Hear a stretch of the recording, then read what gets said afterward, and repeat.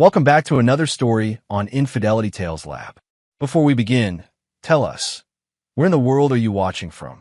Now, let's dive into today's story. Chapter 1. The Foundation Cracks. Cameron Collier had built his construction empire from nothing. At 35, he owned Collier Construction, the most respected building company in Phoenix, with over 200 employees and contracts worth millions. His calloused hands told the story of a man who'd climbed from framing houses to designing skyscrapers, never forgetting where he came from. The sprawling ranch house he'd built for his wife, Jennifer, reflected his success. Custom stonework, imported Italian tiles, and a kitchen that could grace any magazine cover. But today, that beautiful home had a problem that money couldn't immediately solve. The water pressure's been dropping for weeks, Jennifer complained, her manicured nails drumming against the granite countertop. At 32, she was still the stunning blonde who'd caught his eye at a charity gala 5 years ago. I can barely get a decent shower anymore. Cameron nodded, already mentally cataloging the possible causes. I'll call Mike Shepard. He's the best plumber in the city, does work for all my commercial sites. Mike arrived within the hour, a weathered man in his 50s with honest eyes and hands that knew their trade. Cameron had worked with him on dozens of projects and trusted him completely. Probably a mainline issue, Mike assessed after checking the pressure throughout the house. I'll need to get under the house and trace the pipes. Could be a break in the foundation area. Cameron helped Mike gather his equipment. The crawl space beneath their home was spacious enough for maintenance work. Cameron had designed it that way, always thinking ahead. As Mike disappeared into the darkness with his flashlight and tools, Cameron returned to his home office to review blueprints for their latest project, a luxury apartment complex downtown. Jennifer appeared in the doorway, her expression oddly tense. How long will this take? However long it takes to fix it properly, Cameron replied without looking up from his plans. Mike's thorough. She lingered for a moment, then retreated. Cameron thought nothing of it. Jennifer had been acting strangely lately, distracted and secretive. He'd attributed it to stress from planning their upcoming 5th anniversary party.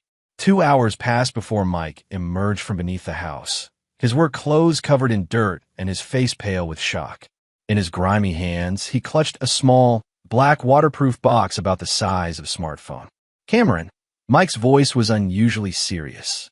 I found a problem with your water pressure. Someone deliberately pinched your main line with a clamp. But that's not the strange part. He held up the box, his eyes wide with concern. This was tucked inside the main pipe access panel, hidden behind the water meter. It's been there a while, judging by the dust patterns around it. Cameron took the box, noting its military-grade waterproofing and the small combination lock. His construction experience told him this wasn't something accidentally dropped or forgotten. It had been deliberately placed. Cameron, Mike lowered his voice, glancing toward the house. You need to call the cops. Don't tell your wife I found this. Something's not right here. The weight of the box in Cameron's hands felt heavier than its physical mass. Mike's instincts had kept him alive through 30 years of construction work. If he was worried, Cameron should be too. What makes you say that? Cameron asked, though his gut was already churning with unease.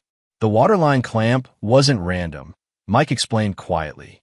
It was positioned to cause gradual pressure loss, not immediate failure. Someone wanted to create a plumbing problem that would require accessing that exact panel. He pointed to where heat emerged, and the box was secured with professional mounting brackets. This was planned. Cameron felt his world beginning to shift. In his business, he learned to spot when something was deliberately sabotaged versus naturally failing. This had all the hallmarks of intentional manipulation. I'll handle this, Mike. Send me your bill. And thanks for being straight with me. After Mike left, Cameron sat in his truck in the driveway, staring at the mysterious box. The combination lock was a simple 3-digit model, but without the code, he needed to break it open. His mind raced through possibilities. Who would hide something in his house? Why create a plumbing problem to access it? The front door opened, and Jennifer appeared, shading her eyes against the afternoon sun. Is everything fixed? Getting there, Cameron called back, slipping the box into his jacket pocket. Mike needs to order a part. Should have water pressure back to normal by tomorrow. Jennifer's relief seemed disproportionate to the problem, another red flag in Cameron's increasingly suspicious mind. He'd built his business on reading people and situations. Success in construction required knowing when clients, contractors, or employees weren't being honest. The same instincts that had made him wealthy were now screaming that something was very wrong in his own home. That evening, after Jennifer went to bed claiming a headache, Cameron retreated to his workshop in the garage. Using a precision drill and steady hands trained by years of detailed construction work, he carefully bypassed the combination lock without damaging the box's contents. His hands trembled slightly as he lifted the lid. Chapter 2. The Evidence Unveiled. Inside the waterproof box, Cameron discovered a nightmare crafted in meticulous detail. The contents were organized with the precision of someone who'd planned every element. A micro SD card in a protective case, several printed photographs, handwritten notes, and a small digital voice recorder. Cameron's blood ran cold as he examined the photographs. They showed him in various states, sleeping in his own bed, working late in his office, even showering. Someone had been watching him in his most private moments. But it was the dates stamped on the images that truly chilled him. They went back 18 months. The handwritten notes were in two distinct hands. One he recognized immediately as Jennifer's elegant script. The other belonged to someone else, someone who signed their notes with SB, Stuart Palmer, his business partner and supposed best friend. Cameron's hand shook as he read Jennifer's neat handwriting. C's routine confirmed. Office late Mon. Wed/Friday. Usually asleep by 11 p.m. Sleeping pills in coffee working perfectly. He hasn't noticed the dosage increase. Stewart's bolder script responded. Security cameras installed in all target locations. Financial transfer protocols ready. Insurance policies confirmed. Timeline moves to phase 3 next month. Cameron felt like he'd been punched in the gut. Stuart Palmer had been his partner for 3 years, helping build Collier Construction into a powerhouse. They'd met at a construction expo, where Stuart had impressed Cameron with his financial acumen and business development skills. Stuart handled the money side, while Cameron focused on the construction and project management. Now, reading these notes, Cameron realized how perfectly Stuart had positioned himself to destroy everything Cameron had built. The voice recorder contained hours of conversations. Cameron plugged in his headphones and forced himself to listen, though each word felt like a physical blow. Jennifer's voice tinged with excitement. He's completely clueless. The medication I've been putting in his coffee is working perfectly. He's been more tired, less sharp. Perfect timing for the financial transfers. Stewart's confident laugh. My contacts at the accounting firm are ready to move. We'll liquidate the business assets, transfer everything through the shell companies I've established. By the time Cameron realizes what's happening, we'll be in the Cayman Islands with $15 million. Jennifer again, and the life insurance? That's the beautiful part, Stewart replied. The policies are structured so that if Cameron has an accident during the chaos of discovering the financial irregularities, you collect another $2 million. Plus, with his recent erratic behavior, thanks to your medication regimen, the suicide narrative becomes very believable. Cameron's vision blurred with rage. They weren't just planning to rob him. They were planning to kill him and make it look like suicide. The sleeping pills Jennifer had been secretly giving him were meant to make him appear unstable, setting up the narrative for his eventual death. The SD card contained even more damning evidence when Cameron reviewed it on his laptop. Security footage from cameras hidden throughout his home and office showed Jennifer systematically searching through his files, photographing important documents, and yes, dropping pills into his coffee every morning for months. Other footage showed Stewart accessing Cameron's office computer during evenings when Cameron thought he was working late at other job sites. Stewart had been using administrative access to slowly transfer funds, create false invoices, and set up the financial framework for their theft. The most chilling footage was recent, just 3 days ago. Jennifer and Stewart discussing the timeline for Cameron's accident. Next week, Stewart said firmly, I've got everything arranged. The financial transfers will be complete, and then we handle Cameron. I'm thinking the construction site. Make it look like he caught us stealing and jumped from the building in despair. Jennifer nodded eagerly. His behavior has been so erratic lately. Everyone will believe it. Cameron sat back in his workshop chair, his mind reeling.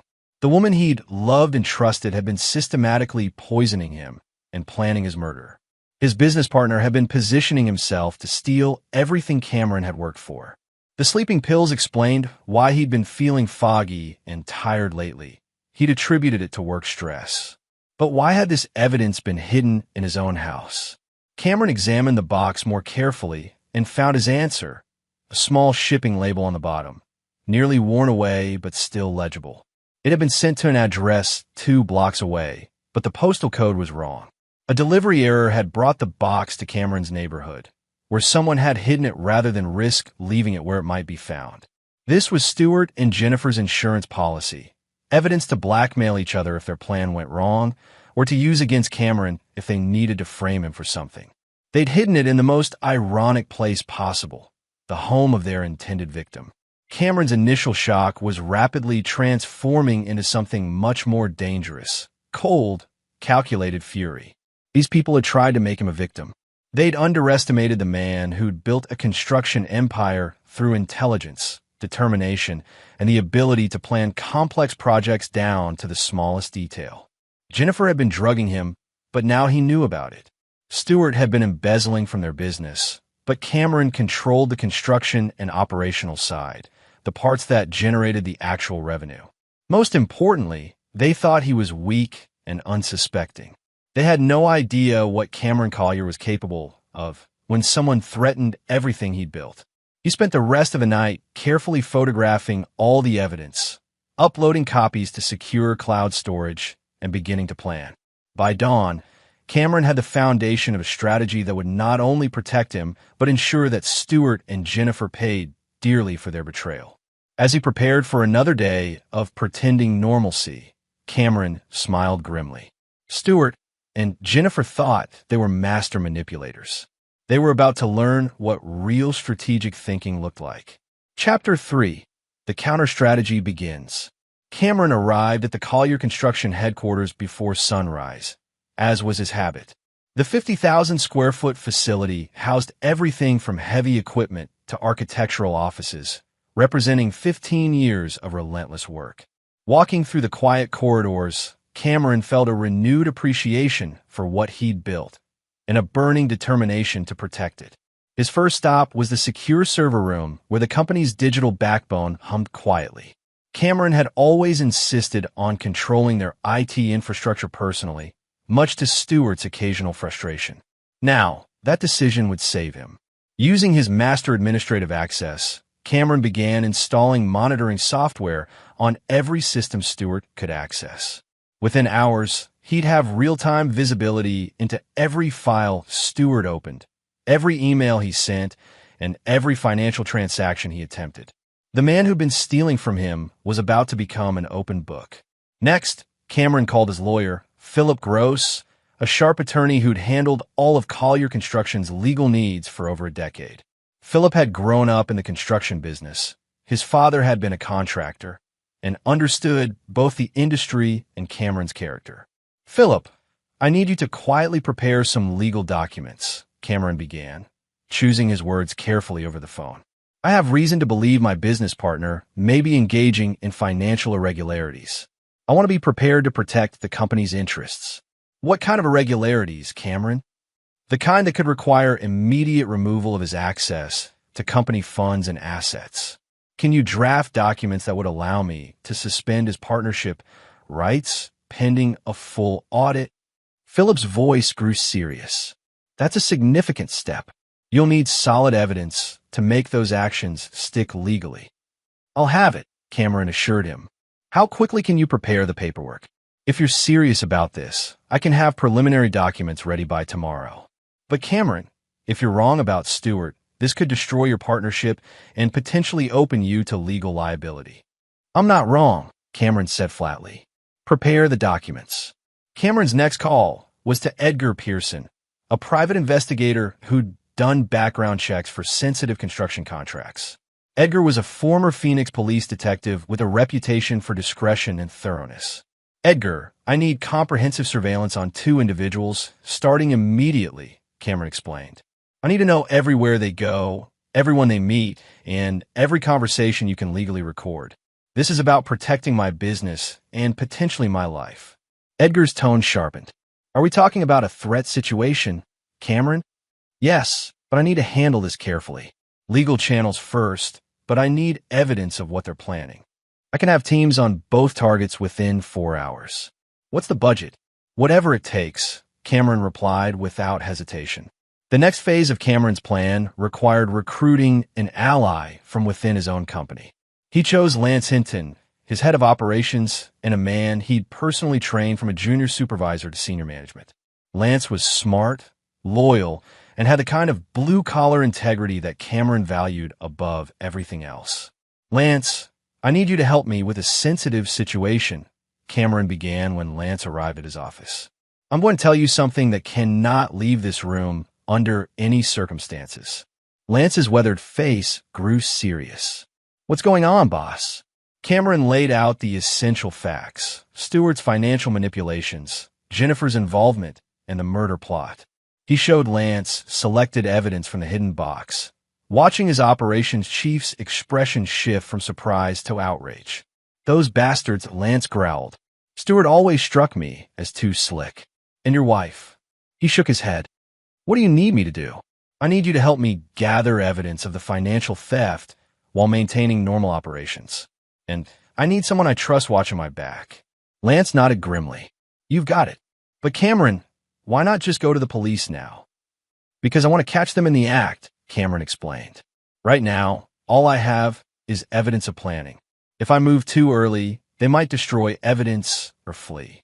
But if I let them make their move while I'm prepared for it, you nail them completely, Lance finished. I like it. What's the plan? Cameron spread out a project timeline on his desk, the same kind of detailed planning document he used for major construction projects. They think they're going to kill me next week. Instead, they're going to walk into a trap. The plan Cameron outlined was complex but achievable. He would continue taking the coffee Jennifer gave him, but he developed a tolerance for the sleeping medication over months of exposure. He'd pretend the drugs were still affecting him while secretly recording every conversation and documenting every criminal act. Stewart's financial manipulations would be allowed to continue under careful monitoring. Every theft would be documented, every fraudulent transaction recorded. By the time Cameron sprang his trap, he'd have enough evidence to send Stewart to prison for decades. The fake suicide attempt would be turned against them. Cameron would arrange for witnesses and recording equipment at the planned location. When Stewart and Jennifer tried to murder him, they'd be caught in the act with no possibility of escape or plausible denial. But the dangerous part, Cameron concluded, is that I have to let them think they're succeeding right up until the moment I spring the trap. One mistake, and they really could kill me. Lance studied the timeline carefully. This is risky as hell, Cameron. You sure you don't want to just let the cops handle it? Cameron thought about months of being drugged in his own home, about Stewart's confident laughter as he planned Cameron's death, about Jennifer's eager agreement to murder. No, he said quietly. This is personal now. They wanted to make me a victim.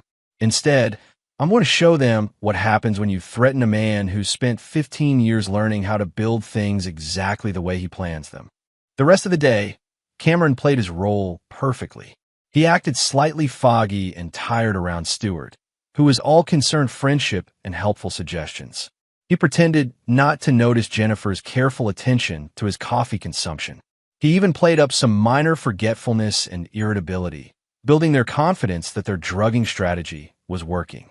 But inside, Cameron's mind was crystal clear and burning with purpose. Stewart Palmer and Jennifer Collier had made the mistake of underestimating a man who'd built an empire through careful planning and relentless execution. They thought they were manipulating him, but Cameron was about to show them the difference between amateur scheming and professional-level strategic thinking.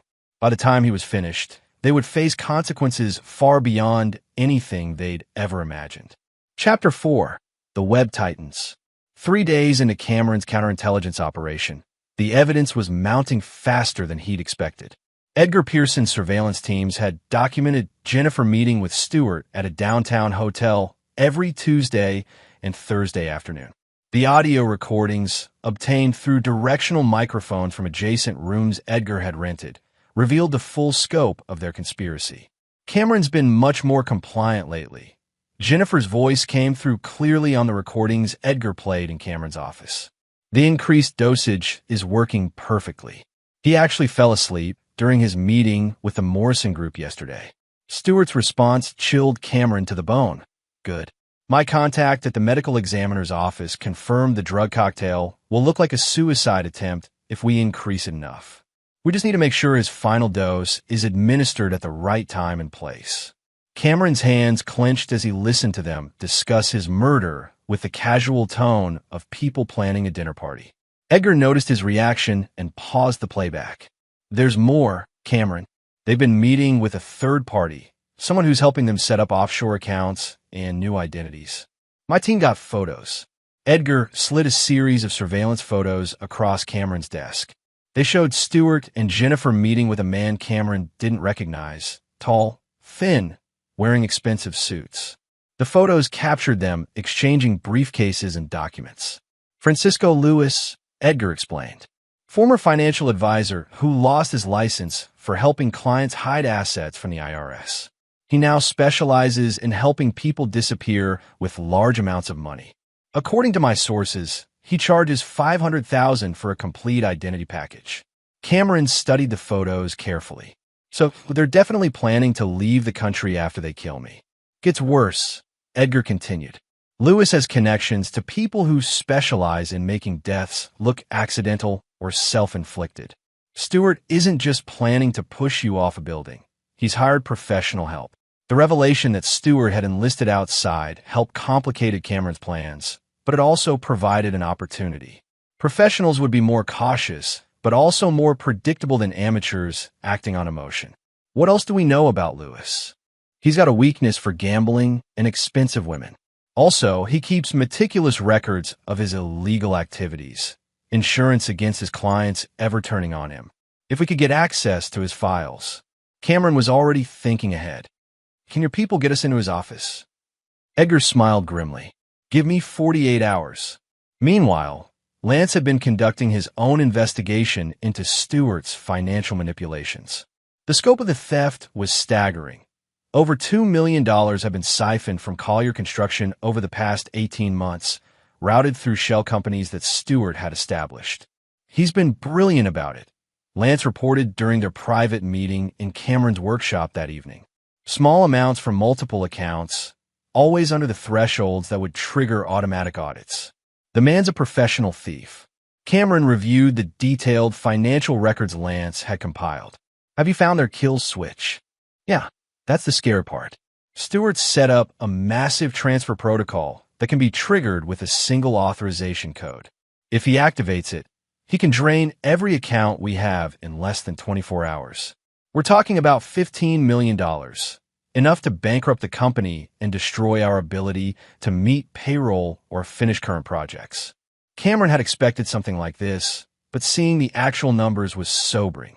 Stewart wasn't just planning to steal, he was planning to completely destroy Collier Construction, leaving hundreds of employees without jobs and dozens of clients with unfinished projects. When's he planning to trigger it? Lance checked his notes. Based on the automated scheduling I found in his system, the transfers are set to execute this Friday at 5 p.m. That's the same day they're planning to kill me, Cameron finished. They want the money transferred before they push me off the building. The timeline was becoming clear. Stewart and Jennifer planned to drug Cameron heavily on Friday afternoon, trigger the financial transfers, then take him to one of the construction sites where they'd stage his suicide. By the time Cameron's body was found, they'd be on a plane to somewhere without extradition treaties. It was a good plan, Cameron had to admit. If he hadn't discovered their scheme early enough to prepare, it would have worked perfectly. But Cameron Collier hadn't built a construction empire by letting other people control the timeline. Lance, I want you to prepare counter-authorizations for every account Stewart thinks he controls. When he tries to transfer those funds, I want them going into accounts he can't access. That's going to take some serious legal maneuvering, Lance warned. Philip's already preparing the paperwork. As senior partner and founder, I have ultimate authority over company finances in emergency situations. Stewart's own partnership agreement gives me that power if I can prove malfeasance. And you can prove it. Cameron gestured to the files of evidence covering his workshop table.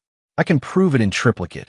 The next morning, Cameron played his role as the increasingly impaired victim with Academy Award-level performance. He stumbled slightly when entering the office, complained of headaches, and even accidentally knocked over his coffee cup while Stewart was watching. Stewart's concerned expression barely masked his satisfaction. Cameron, you seemed really stressed lately. Maybe you should take a long weekend, get some rest? Can't, Cameron mumbled, rubbing his temples for effect. Morrison project needs my attention. Site inspection Friday afternoon. Stewart's eyes lit up with opportunity. You know what? I could handle that inspection. You should go home, spend some quiet time with Jennifer. Cameron pretended to consider this. Maybe you're right. I do feel pretty worn down lately. Absolutely. In fact, why don't Jennifer and I handle the Morrison inspection together? I could use her eye for design details, and you could rest up over the weekend. Perfect. Stewart was practically gift-wrapping the evidence Cameron needed to prove premeditation. The Morrison project site was a 30-story building under construction, exactly the kind of place where someone might jump in despair over financial ruin. That actually sounds good, Cameron agreed slowly. Yeah, let Jennifer know I'll meet you both at the Morrison site Friday afternoon. Maybe around 4 p.m. Stewart's smile was predatory. Perfect timing, Cameron. That's exactly what I was thinking. As Stewart left his office, probably to call Jennifer with the good news, Cameron allowed himself a cold smile. They thought they were manipulating him into the perfect setup for his murder. Instead, Cameron was manipulating them into the perfect setup for their own destruction. Friday couldn't come soon enough. Chapter 5. The Perfect Storm. By Thursday evening, all the pieces of Cameron's counterattack were in position. Edgar's team had successfully infiltrated Francisco Lewis's office, copying his extensive files on offshore financial arrangements and identity creation services. The evidence against Stewart, Jennifer, and their accomplice was now overwhelming.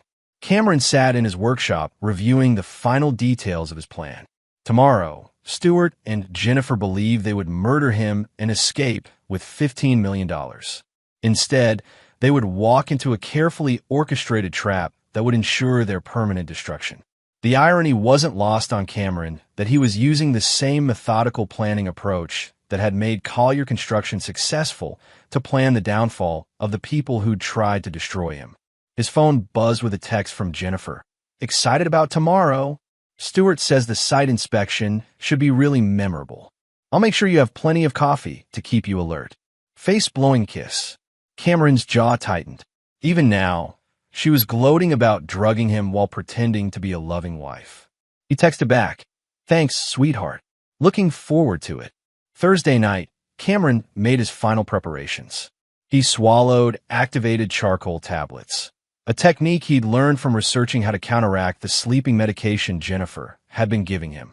The charcoal would absorb much of the drug before it could affect him, allowing him to remain alert while appearing increasingly impaired. He also made a call to Detective Roy Meadows, a Phoenix PD investigator he'd worked with on construction site security issues. Without revealing the full scope of his situation, Cameron arranged for police presence near the Morrison construction site Friday afternoon, citing security concerns about potential vandalism during the weekend. "We'll have units in the area," Detective Meadows assured him. "What kind of timeline are we looking at?" "Between 4 and 6 p.m., Cameron replied. "And Detective, if you see any unusual activity at the site, I'd appreciate immediate response. There might be more than vandalism at stake." Meadows' tone grew serious. "Cameron, if you're expecting trouble, maybe you should give me more details." "By tomorrow evening, I'll give you everything," Cameron promised. "Just have your people ready." Friday morning arrived with Jennifer's usual performance. She prepared Cameron's coffee with extra care, her smile bright and seemingly loving as she handed him the cup that contained enough sleeping medication to make him compliant for whatever Stewart had planned. Cameron drank it without hesitation, even complimenting the flavor. This tastes different today. Better. I added a little extra cream, Jennifer lied smoothly. Thought you might need the energy boost for your site inspection. Within an hour, Cameron was demonstrating the effects Jennifer expected. Slower movements, slightly slurred speech, and apparent confusion about minor details. It was all carefully performed, but Jennifer bought every second of it. At the office, Stewart was practically vibrating with anticipation. He'd clearly triggered the financial transfers, because Cameron's monitoring software showed massive authorization attempts throughout the morning. What Stewart didn't know was that every attempted transfer was being redirected into accounts controlled by Cameron's legal team. "Cameron, you look terrible," Stewart said with fake concern when Cameron arrived at work. "Are you sure you're up for this site inspection?" "I'll be fine," Cameron mumbled, swaying slightly as he sat down. Just need to make sure everything's on schedule." Stewart's predatory smile was barely concealed. "Well, if you're certain. Jennifer's already headed to the site to set up. Why don't you drive over around 4 p.m.? I'll meet you there with the project files." Cameron nodded slowly, playing the role of a man too drugged to recognize the trap being set for him. "Sound good. Morrison site, 4 p.m. The afternoon crawled by as Cameron waited for the final confrontation. Edgar's surveillance teams were in position around the construction site. Detective Meadows had units standing by. Philip Gross was prepared to execute the legal documents that would freeze all of Stewart's assets and formally remove him from the partnership. Most importantly, Cameron had recording equipment that would capture everything Stewart and Jennifer planned to do. At 3:45 p.m., Cameron left his office for what Stewart and Jennifer believed would be the last time. As he walked to his truck, Cameron felt the weight of the previous months, the systematic poisoning, the financial theft, the elaborate planning to murder him and steal everything he'd built. But stronger than his anger was his determination to see justice done. Stewart Palmer and Jennifer Collier had made the fatal mistake of underestimating a man who'd spent 15 years learning how to execute complex plans flawlessly. The Morrison construction site was a 30-story high-rise in downtown Phoenix, representing one of Collier Construction's most prestigious projects. The building was nearly complete, with only finishing work remaining on the upper floors. It was exactly the kind of place where a distraught businessman might jump to his death after discovering his life had been destroyed. Cameron parked at the site entrance, noting the positions of Edgar's surveillance teams and the unmarked police vehicles Detective Meadows had positioned nearby. Everything was ready. Stewart's Mercedes was already in the parking area, along with Jennifer's BMW. They were waiting for him on the 28th floor. Cameron could see lights on through the windows. As Cameron entered the construction elevator that would take him to his planned murder, he allowed himself one final moment of cold satisfaction. Stewart and Jennifer thought they were about to commit the perfect crime. Instead, they were about to learn what happened when someone tried to destroy Cameron Collier. The elevator climbed steadily toward the confrontation that would decide everything. Chapter 6: The Confrontation. The construction elevator opened onto the 28th floor with a mechanical groan that echoed through the unfinished space. Exposed concrete and steel beams created a maze of shadows in the afternoon light filtering through floor-to-ceiling windows. This floor was still under construction, with sections of missing drywall and exposed electrical conduits. The perfect location for what Stewart and Jennifer believed would be Cameron's final moments. Cameron stepped off the elevator, swaying slightly to maintain his performance as a heavily drugged victim. The activated charcoal had absorbed most of the medication, but he needed to appear increasingly impaired until the moment he revealed his awareness of their plot. "Cameron." Jennifer's voice carried false warmth as she emerged from behind a concrete pillar. She looked stunning in a way that now made Cameron's skin crawl, every smile and gesture calculated to manipulate him. "We've been waiting for you." Stewart's reviewing the final inspection points. Stewart appeared from the opposite direction, carrying a clipboard and wearing the expression of concerned friendship that had fooled Cameron for years. "Cameron, you really don't look well. Maybe we should call this off and get you to a doctor." No, Cameron mumbled, deliberately stumbling slightly. "Need to. Need to check the Morrison progress. Contract depends on it. The irony was bitter. They were using Cameron's own dedication to his work as a tool to manipulate him toward his death.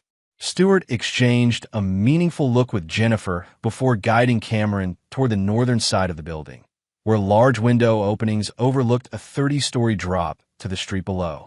The area was cordoned off with safety barriers, but those could easily be accidentally bypassed during struggle. The good news is that everything's on schedule, Stewart continued, his voice taking on an edge Cameron had never heard before. In fact, some aspects of our project are ahead of timeline. Cameron pretended not to catch the double meaning. That's good. Clients like early completion. Jennifer moved closer, her hand resting gently on Cameron's arm in a gesture that would have seemed supportive to any observer. Honey, there's something Stewart and I need to discuss with you. About the company finances. Cameron's pulse quickened, but he maintained his drugged demeanor. Finances? Is there a problem? Stewart's mask was beginning to slip, his fake concern replaced by cold satisfaction. Actually, Cameron, there's a significant problem. It seems there have been some irregularities in the company accounts. Large amounts of money have gone missing. Cameron blinked slowly, as if struggling to process this information. Missing? How much? Nearly $15 million, Stewart said with theatrical sadness. The evidence suggests systematic embezzlement over the past 18 months. I hate to say this, Cameron, but all signs point to you as the perpetrator. Jennifer's grip on his arm tightened, her nails digging in slightly. The stress of running the company, the pressure. We think you've been taking money to cope with some kind of gambling or drug problem.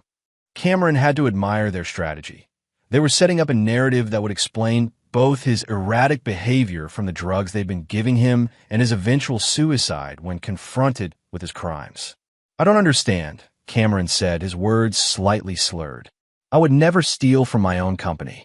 Stewart pulled out a tablet and showed Cameron fabricated bank statements and forged authorization documents. The evidence is overwhelming, Cameron.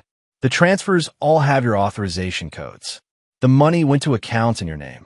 Cameron recognized his own signature on the documents, but knew they were forgeries. Stewart had been practicing Cameron's signature for months, perfecting the skill he'd need to create fake evidence. This can't be right, Cameron protested weakly, swaying on his feet. Jennifer's voice became gentle and manipulative. Cameron, we know you're sick. The drugs in your system, the erratic behavior, we want to help you. But first, you need to admit what you've done. Cameron realized this was their final psychological manipulation. They wanted him to confess to crimes he hadn't committed before they killed him. The confession would be recorded and used to support their story about his guilt and subsequent suicide. Stewart moved closer to the window opening, positioning himself between Cameron and the elevator. The good news is that we can fix this quietly. Transfer the money back, get you the help you need. But you have to be honest with us first. Cameron looked around the construction site, noting the strategic positions Stewart and Jennifer had taken. They'd thought through every detail, except for the one that mattered most. They still believed Cameron was helpless. You're right, Cameron said quietly, his voice becoming clearer as he dropped the drugged act. Someone has been stealing from Collier Construction. Someone has been planning to destroy everything I've built. Stewart and Jennifer's expressions shifted slightly, sensing something different in Cameron's tone. But it wasn't me, Cameron continued, his voice gaining strength and clarity. It was you, Stewart. You and my loving wife, Jennifer. The change in the room was immediate and electric. Stewart's hand moved towards something in his jacket. Cameron caught a glimpse of metal and realized his business partner had come armed. I know about the sleeping pills in my coffee, Cameron said, his eyes locked on Jennifer's suddenly pale face. I know about the shell companies, the offshore accounts, and your plan to kill me today. Jennifer stepped backward, her mask completely fallen away to reveal pure panic. Cameron, you're confused. The drugs. The activated charcoal I've been taking for the past week neutralized your drugs, Cameron interrupted. I've been recording every conversation, documenting every crime. Did you really think I built a $50 million construction company by being stupid? Stewart's hand was definitely moving toward a weapon now. You don't understand the situation you're in, Cameron. There's no way out of this for you. Cameron smiled coldly. Stewart, you made one crucial mistake. You planned this like amateurs playing games. I planned my response like a professional executing a project. The sound of multiple footsteps echoed from the elevator shaft. Edgar's team and Detective Meadows' officers were moving into position exactly as Cameron had planned. Stewart's eyes widened as he realized they were no longer alone on the floor. What did you do? I did what I do best, Cameron replied. I built something. In this case, I built the perfect trap to catch two murderers. The net was closing, and Stuart Palmer and Jennifer Collier were about to learn the difference between scheming and strategic planning. Chapter 7. The Trap Springs. Stuart's hand completed its movement toward his jacket, but Cameron was already moving. 15 years of construction work had kept him in excellent physical condition, and without the sleeping medication clouding his system, he was faster and stronger than either of his would-be killers expected. Cameron dove to the side as Stewart pulled a compact pistol from his jacket, the same moment that Edgar Pearson and two of his operatives emerged from the stairwell with Detective Meadows and 3 Phoenix PD officers close behind. Phoenix Police, drop your weapon, Detective Meadows shouted, his service weapon trained on Stewart. Stewart spun toward the new arrivals, his face twisted with rage and panic. You don't understand. Cameron's been embezzling from his own company. We have evidence. Actually, Cameron said, rising from behind a concrete barrier with his phone held high. I have evidence. Everything you just said has been recorded and transmitted to my legal team. Jennifer tried to run toward the elevator, but Edgar's operatives blocked her path. Her composure completely shattered as she realized the trap they'd walked into. This is insane, she screamed. Cameron's having a psychotic break. He's been taking drugs. Detective Meadows kept his weapon trained on Stewart while addressing Cameron. Cameron, I need you to explain what's happening here.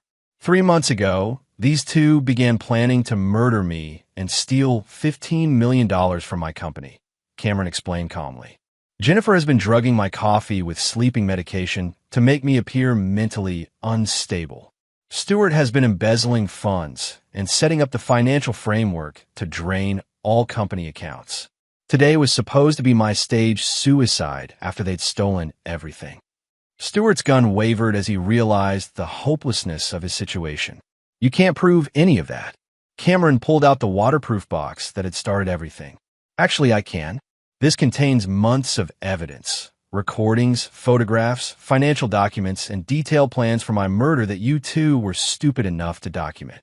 Edgar stepped forward with a thick folder. Detective Meadows, we have comprehensive surveillance footage, financial records, and recorded conversations that prove everything Mr. Collier is saying. Stewart's face went through a series of expressions: rage, panic, and finally desperate calculation. Cameron recognized the look.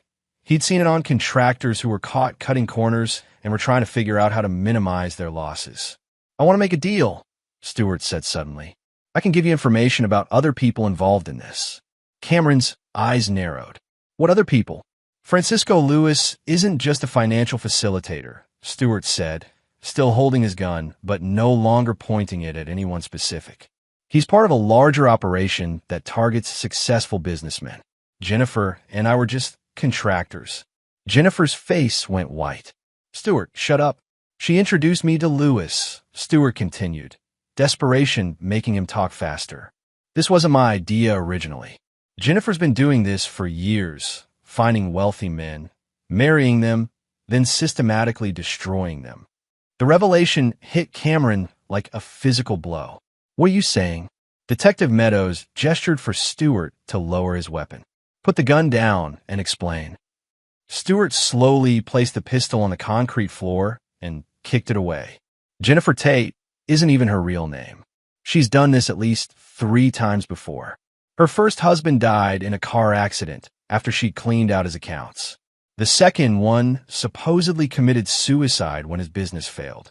I have documentation proving she's a professional black widow. Cameron stared at the woman he'd thought he'd loved, seeing her clearly for the first time. The charity gala where we met. was specifically chosen because Lewis had identified you as a target, Stewart admitted. Jennifer spends months researching her marks before making contact.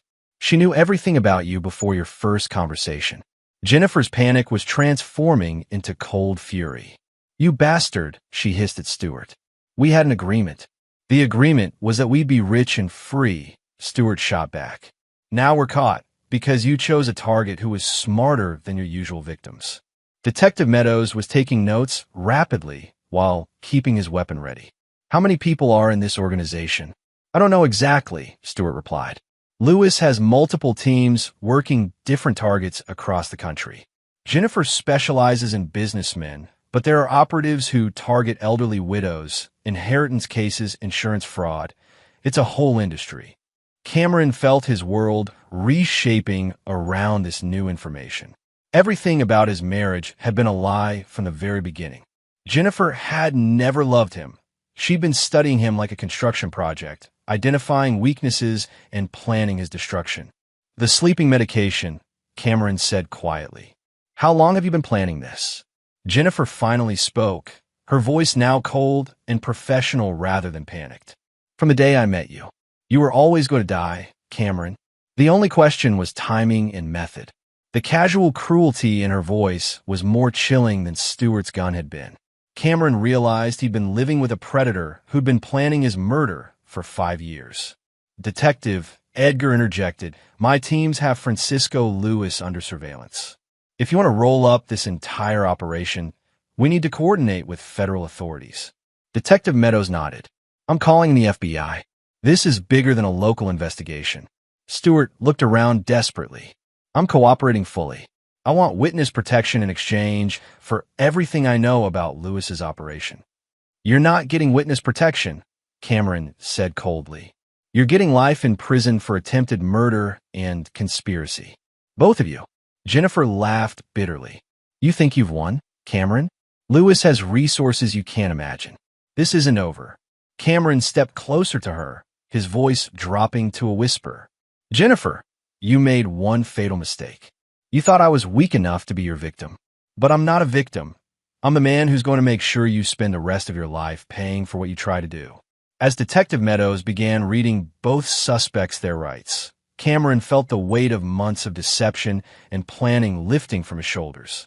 The immediate threat was over, but he knew the real work was just beginning.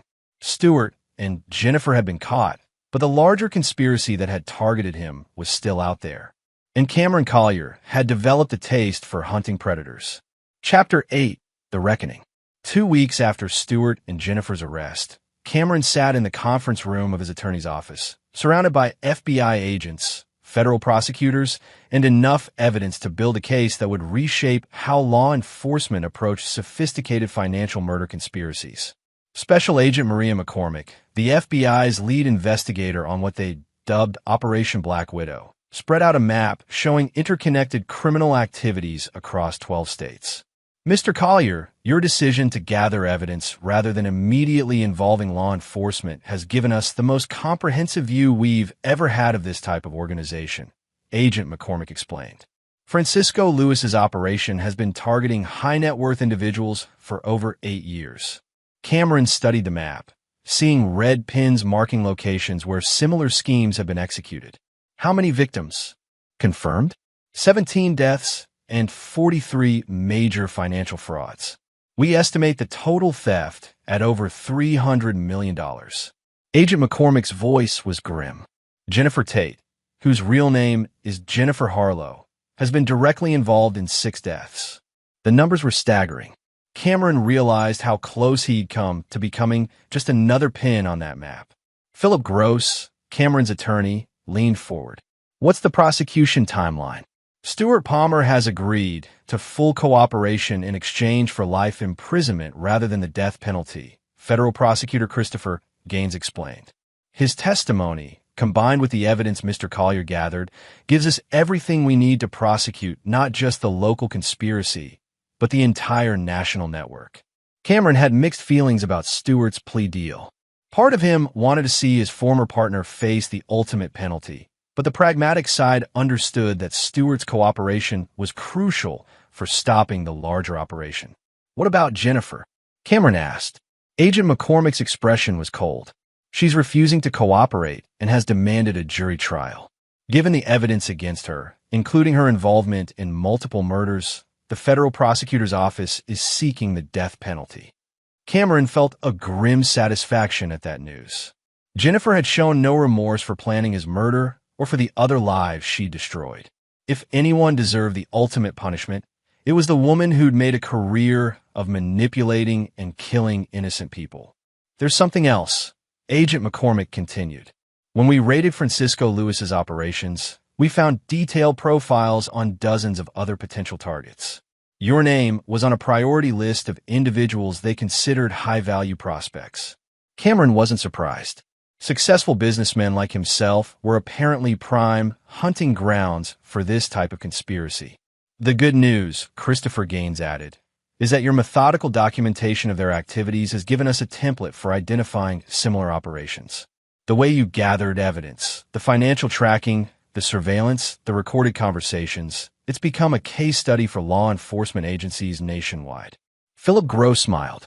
Cameron's always been thorough in his approach to problems. Cameron had to admit there was ironic satisfaction in knowing that his construction project management skills had helped federal law enforcement develop new investigative techniques. The meeting continued for another hour, covering details about upcoming trials and Cameron's role as a key witness. As the federal agents prepared to leave, Agent McCormick pulled Cameron aside. "Off the record, Mr. Collier, what you did was incredibly dangerous. If they'd realized you were onto them even a day earlier, you'd be dead." Cameron nodded. "I understand, but I needed to be certain I could stop them completely. Half measures would have just meant they'd try again with someone else."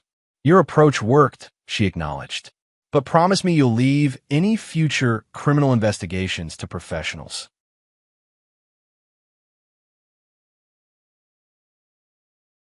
Cameron smiled.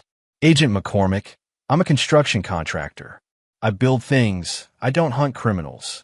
She studied his expression carefully. "I hope that's true, because from what I've seen of your planning abilities, you'd be a very dangerous man to have as an enemy."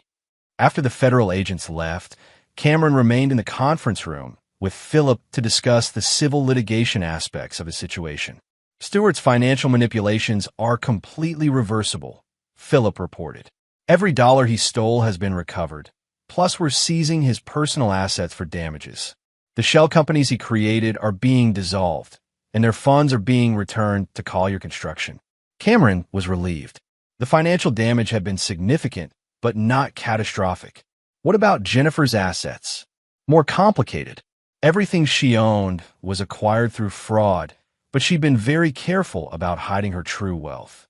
We're working with federal investigators to trace money she stole from previous victims." Philip paused, choosing his words carefully. "Cameron, there's another issue we need to discuss. The life insurance policies Jennifer took out on you." Cameron had wondered about this. "How much?" $4 million, with Jennifer as the sole beneficiary. "The policies were purchased through Francisco Lewis's network, which means they're evidence of premeditation in your planned murder." Cameron felt a chill as he realized how thoroughly Jennifer had planned his death. She'd been positioning herself to collect millions from his murder while simultaneously stealing everything he'd built. "The insurance companies are voiding the policies, obviously," Philip continued. "But Cameron, this means Jennifer had even more motive to kill you than we initially understood." Cameron was quiet for a moment, processing the full scope of what he'd escaped. "Philip, I want to do something with this experience." "What do you mean?" "I want to establish a foundation to help other potential victims identify and escape these types of schemes," Cameron explained. "Use my resources and what I've learned to prevent other people from going through what I experienced." Philip smiled. "That's a good idea. What would you call it?" Cameron thought for a moment. "The Cameron Foundation for Financial Predator Prevention. We'll develop educational resources, fund investigation training for law enforcement, and provide support for victims of financial murder conspiracies." "I like it. It turns your experience into something positive." As Cameron left the attorney's office, he felt a sense of completion that went beyond simple justice. Stewart and Jennifer would face consequences for their crimes. The larger conspiracy they'd been part of was being dismantled, and Cameron would use his resources to prevent others from becoming victims. But more than that, Cameron had learned something crucial about himself. When threatened, he wasn't a victim. He was a force to be reckoned with. Stewart and Jennifer had tried to destroy a man they thought was weak and unsuspecting. Instead, they discovered what happened when someone tried to tear down something Cameron Collier had built. Chapter 9. Justice Served. 6 months later, Cameron sat in the federal courthouse in Phoenix, watching as Jennifer Harlow was led into the courtroom in shackles. The woman who had once shared his bed and planned his murder looked small and defeated, her designer clothes replaced by an orange jumpsuit, her carefully maintained appearance now haggard from months in federal custody. The trial had been a media sensation. The prosecution's case, built on the evidence Cameron had meticulously gathered, painted a picture of a criminal organization so sophisticated and ruthless that it had operated for years without detection. Jennifer's role as a serial killer who used marriage as her weapon had captivated the nation. Has the jury reached a verdict? Judge Victoria Kirby asked. The foreman, a middle-aged construction supervisor who reminded Cameron of his own employees, stood with the gravity the moment required. We have, Your Honor. Cameron felt his pulse quicken. For 6 months, he'd waited for this moment, the final resolution of the nightmare that had nearly destroyed him. On the charge of conspiracy to commit murder in the first degree, how do you find? Guilty, Your Honor. On the charge of attempted murder in the first degree. Guilty. On the charges of financial fraud and racketeering. Guilty on all counts. The verdicts continued. Guilty, guilty, guilty on every charge. Jennifer showed no emotion as her life was systematically dismantled by the judicial system, just as she had systematically dismantled the lives of her victims. Judge Kirby's voice cut through the courtroom silence. Jennifer Harlow, you have been found guilty of multiple felonies including attempted murder, conspiracy to commit murder, and racketeering as part of a criminal enterprise. The evidence presented in this trial shows that you systematically targeted, manipulated, and murdered innocent people for financial gain. Cameron watched Jennifer's face, looking for any sign of remorse or humanity. He found none. The court sentences you to death by lethal injection, followed by 6 consecutive life sentences without the possibility of parole. The gavel fell with a sound that seemed to echo through Cameron's soul. Justice had been served, but he felt no satisfaction, only a profound sense of closure. Outside the courthouse, Cameron was approached by Agent McCormick and several other federal investigators. The Francisco Lewis organization has been completely dismantled, she reported. 43 arrests across 12 states. Over $300 million in stolen assets recovered. It's the largest financial murder conspiracy prosecution in federal history. Cameron nodded. What about Stewart? He's already serving his life sentence at a federal maximum security facility. His cooperation was valuable, but he'll never see freedom again. Cameron felt a grim satisfaction knowing that both of his would-be killers would spend the rest of their lives paying for their crimes. There's something else, Agent McCormick continued. The investigative techniques you developed, the systematic evidence gathering, the financial tracking methods, the way you documented the conspiracy while maintaining operational security, they're being taught at federal law enforcement training academies. Cameron was surprised. Really? The Collier method is now part of the FBI curriculum for investigating financial murder conspiracies. Your experience has literally changed how we approach these cases.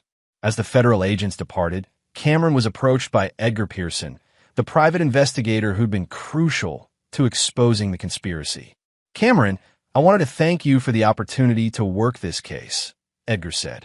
In 30 years of investigation work, I've never seen anything as systematic as what you put together. I had good help, Cameron replied.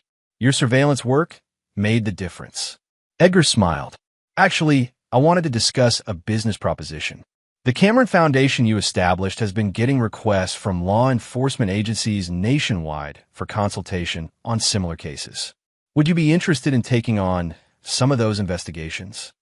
Cameron considered the offer. The foundation he'd established had grown beyond his original vision, becoming a resource for both victims and law enforcement agencies dealing with sophisticated financial crimes. "I'm not a professional investigator," Cameron pointed out. "No, but you think like one.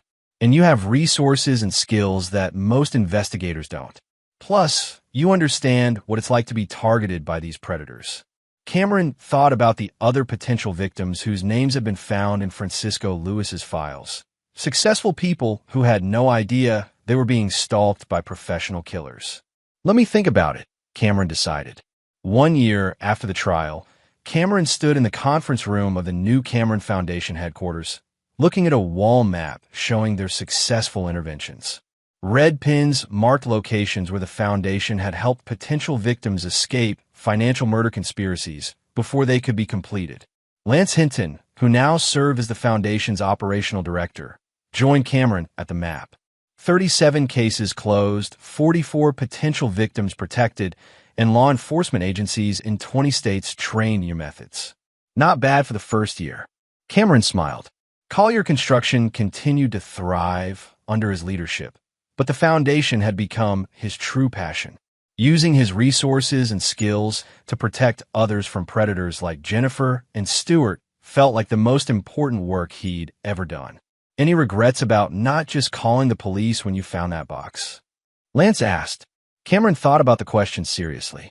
The path he'd chosen had been dangerous, requiring him to play a deadly game against professional killers.